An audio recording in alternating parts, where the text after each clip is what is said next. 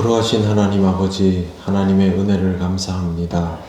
우리 삶의 모든 부족함들을 하나님께서 채우시고 신앙의 길로 인도하여 주심을 감사합니다. 이 시간도 말씀을 들으며 기도의 자리로 나아갑니다. 성령께서 우리를 인도하여 주옵소서. 예수님 이름으로 기도드립니다. 아멘. 찬송가 415장 하나님께 찬양드립니다. 십자가 그늘 아래 나 쉬기 원하네. 저 햇볕이 뜨겁고 또 짐이 무거워. 이 광야 같은 세상에 늘 방황할 때에 주 십자가의 그늘에 내 쉴 곳 찾았네. 내 눈을 밝히 떠서 저 십자가 볼 때 날 위해 고난 당하신 주 예수 보인다. 그 형상 볼 때 내 맘에 큰 찔림 받아서 그 사랑 감당 못하여 눈물만 흘리네. 십자가 그늘에서 나 길이 살겠네. 나 사모하는 광채는 주 얼굴뿐이라. 이 세상 나를 버려도 나 두려움 없네. 내 한량 없는 영광은 십자가뿐이라. 아멘.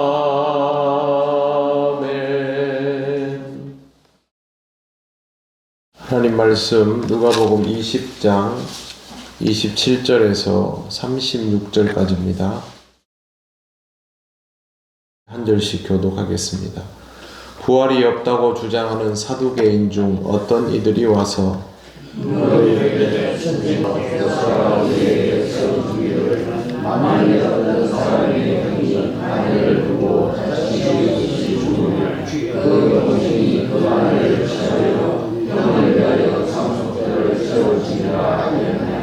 그런데 질 형제가 있었는데 마지가 아내를 취하였다가 자식이 없이 죽고 일곱이 다 그와 같이 자식이 없이 죽고 일곱이 다 그를 아내로 취하였으니 부활 때에 그 중에 누구의 아내가 되리이까?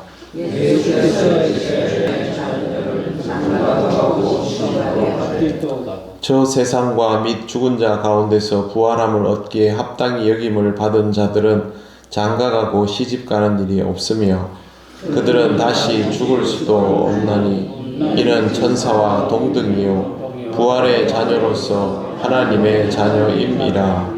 아멘. 네, 이번에는 사두개인들이 등장하고 있습니다.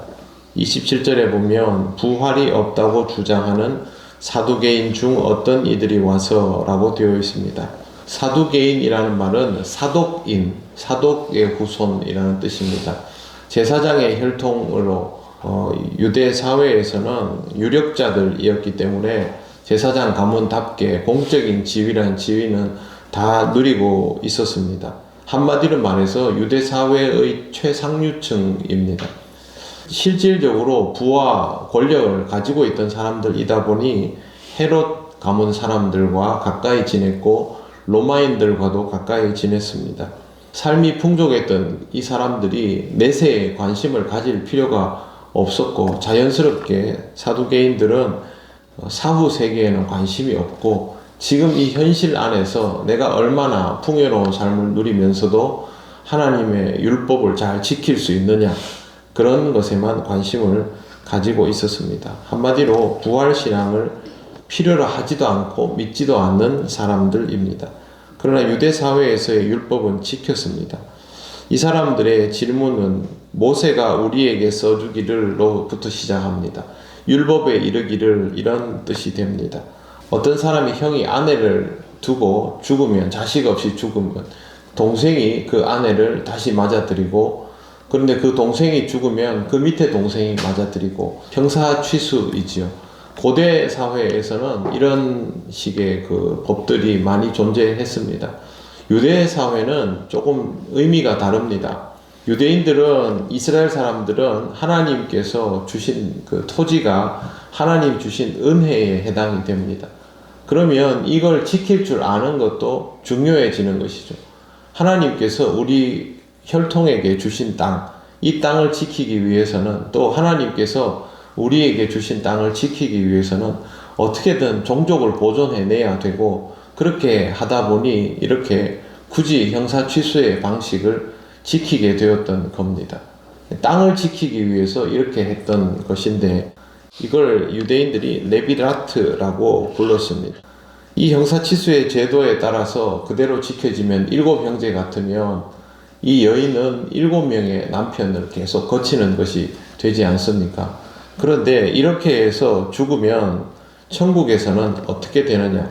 이 여자는 누구의 아내입니까? 라고 질문하는 겁니다. 자기들은 부활신앙을 가지고 있지도 않고 그걸 별로 중요하게 여기지도 않습니다. 그런데 이런 식의 질문, 죽음 이후에 어떤 식의 관계성이 생깁니까? 라고 질문하는 것은 부활신앙에 대해서 궁금해서 질문하는 것이 아니라, 사람들이 다 신뢰하는 이 부활신앙을 조롱하면서 이걸 가지고 예수님을 골탕을 먹이려고 질문을 하는 겁니다. 이를테면 3라운드이지요.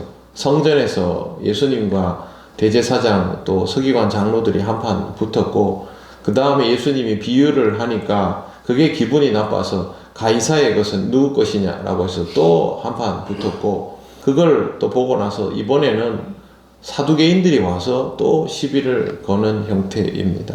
죽음 이후에 관계성이 어떻게 되느냐라는 질문은 선뜻 대답하기 어려울 수 있습니다. 그러나 예수님께서는 대답을 해 주십니다. 34절에 보십시오.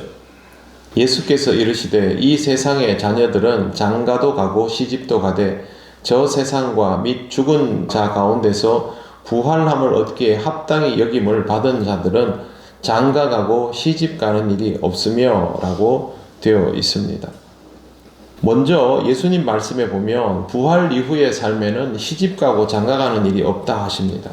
천국은 분명히 이 땅보다 상위 개념인데, 시집 가고 장가 가는 일이 없다라면 그것은 시집과 장가에서 얻을 수 있는 인간관계보다 하위가 된다는 말이 아니라 더 상위가 된다라는 뜻입니다. 즉, 더 좋은 인간관계가 된다라는 뜻입니다.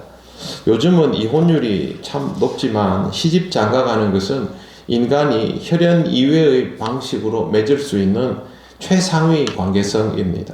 그리고 이를 통해서 가족이 구성이 되고 혈연이 유지가 되기 때문에 인간관계에서 시집 장가는 확실히 제일 높은 관계성이 맞습니다.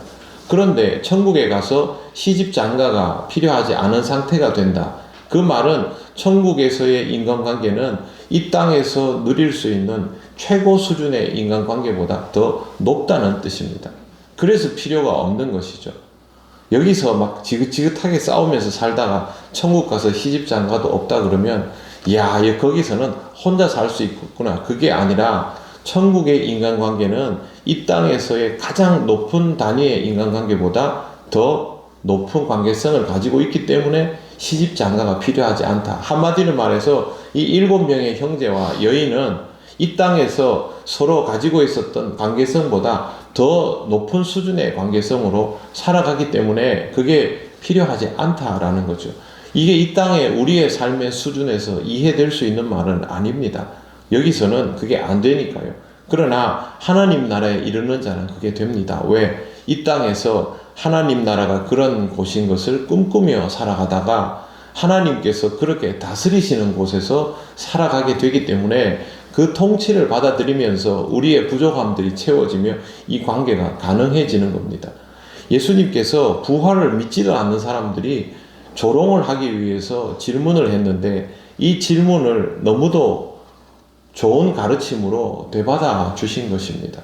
정말 놀라운 가르침을 주신 것이죠. 우리는 이 말씀을 보면서 하나님 나라를 한 번 더 배울 수가 있습니다. 여러분, 신앙생활을 하면서 우리가 교회를 통해서 가지게 되는 신앙적인 관계성이 일상성을 가지기는 어렵지만 그때그때마다 이 땅의 혈연보다 신앙적인 관계성이 더 깊이가 있고 만족스러운 순간들이 있음을 경험해 보지 않습니까? 그게 하나님 나라에서 계속 유지되는 것을 생각을 해 보십시오. 일평생 이제는 또 세월이 가서 자주 들여다보지 못하고 소통하지도 못하는 내 형제보다 매일매일 만나며 함께 기도하고 신앙의 길을 같이 가면서 그렇게 누려지는 이 관계성의 위력을 우리가 모르지 않기 때문에 예수님께서 우리에게 주시는 이 말씀이 얼마나 위력적인지를 알 수 있는 겁니다. 사람들이 무엇을 생각하여도 하나님 나라는 영원 불변합니다. 그 나라에서 우리는 소멸되지 않고 가장 좋은 관계성으로 여기에서는 누려볼 수 없는 것으로 살아갈 수 있게 됩니다. 사두개인들은 이 말씀을 듣고 나중에 보면 대답도 못합니다. 그들이 해야 할 일은 다른 데 있지 않습니다. 주님의 말씀을 들으며 주님을 다시 알아보고 주를 믿고 따르는 자가 되는 것입니다. 항상 주의 말씀 앞에서 주님의 가르침을 듣고 주를 믿고 따르는 자로 살아가시기를 바랍니다. 기도드리겠습니다. 하나님 감사합니다. 우리가 이룰 수 없는 것이지만 하나님께서 우리에게 가르쳐 주시고 또 깨닫게 하시니 이 말씀을 또 믿음으로 받아들이며 이 땅을 살아갑니다. 오늘도 우리에게 하나님 나라가 경험되게 하시고 우리의 모든 부족함이 은혜로 채워지는 기쁨이 있도록 인도하여 주시옵소서. 오늘의 모든 것을 주님께 맡기오며 예수님 이름으로 기도드립니다. 아멘.